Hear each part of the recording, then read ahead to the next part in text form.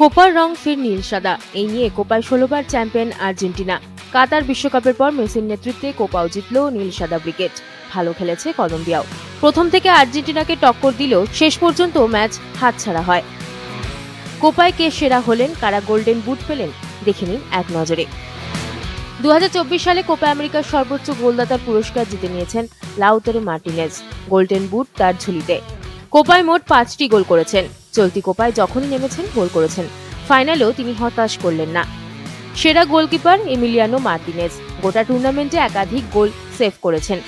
আর্জেন্টিনার ফাইনালে পৌঁছানোর পথ প্রশস্ত করেছেন তিনি, এটা বলা যেতেই পারে। কোপা আমেরিকার সেরা খেলোয়াড় কলম্বিয়ার অধিনায়ক জেমস রদ্রিগেজ। সব মিলিয়ে 6টি অ্যাসিস্ট করেছেন, 1টি গোল করেছেন। কোপার ইতিহাসে একবারই চ্যাম্পিয়ন হয়েছে কলম্বিয়া। এবার জিতলে 23 বছরের খরা কাটত, কিন্তু সেটা আর হলো না।